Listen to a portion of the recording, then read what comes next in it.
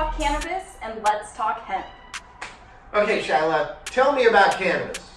So cannabis, we've been putting our efforts towards El Dorado County because of its climate and because we see a great opportunity there. Well, speaking of which, when did El Dorado County come out with the ordinance that allowed you to have commercial grows? Well, it actually came out about a few months ago, and we've been going to these county council meetings, and we've been meeting with the attorney, Dale Schaefer, to more understand this process for you. And so what have you learned in this process of going out and hearing about what El Dorado is doing versus all the other counties? All these counties have all of their own opinions on it. We've learned that El Dorado County is contacting all of these other counties who have already made it legal, and they're making sure that they're not making the mistakes that the other counties have made, like putting stuff in stone.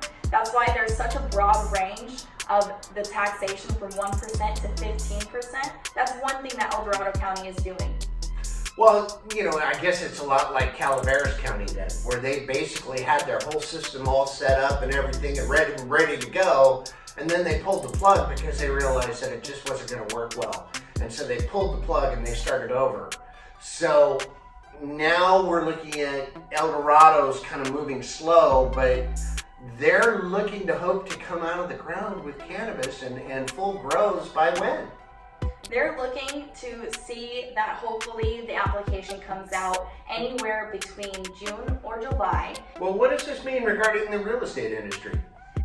This means that your newly interest property, if it's agricultural, that people are looking for it in this new department and industry. Well, there's a lot of land in El Dorado. I mean, why is it going to make it such a desirable product all of a sudden?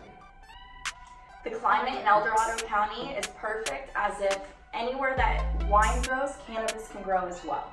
Anywhere between 1,000 and 3,000 feet, we're seeing that it's a prime climate. Well, I understand that there's only going to be a limited number of properties. What are we looking at? Correct. This is a limited amount for buyers and it's a limited amount for sellers. It's a limited amount by 150 permits that they're giving out. What kind of permits are these? These are special use agricultural permits, and they will go to manufacturers, they'll go to nurseries, they'll go to cultivations, and they'll also go to deliveries and in retail shops as well. Now, I also heard something about it's only a 2-acre canopy, but then there's a setback that requires an awful lot of space. Can you tell me about what the acreage requirement is for that, as well as what that setback is all about as it relates to the 2-acre canopy? Of course. So now you know that there's 150 permits. We've done the math and we know that 80 acres is about where you want to be to have a maximum of a 2-acre grow. From there, you need an 800-foot setback in each property line. What you're telling me is that as a property owner, if I'm selling my property, somebody wants to buy my property, I got to have at least 80 acres for them to buy it. Is that right? What if I just want to grow on my property and, I already own the property? Is there any kind of limitations or things there that I need to know? You are allowed to provide explanation that you have a same effect and you can apply for a variance. That means that there's no school buses, there's no churches, and you are allowed to apply for a variance. Well, I heard the school bus stops right in front of my property, though. Could be ineligible, is what you're telling me. Yes, that makes your property ineligible. All right. Is there a minimum acreage that I have to have if I'm going to go get a variance on my conditional use permit?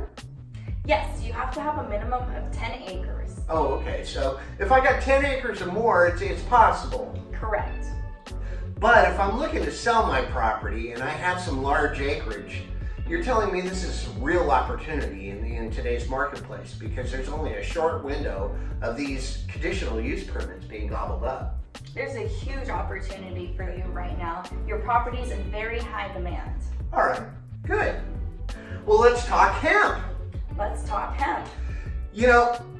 In 2018, God bless the federal government, came out and said, we're going to legalize hemp again. What do you know? Gosh, why did we do away with it in the 1970s anyway? Hemp has a lot of properties. Hemp is good. We're hearing all of this hoopla about CBD, but we've got to look at all the other qualities that hemp has.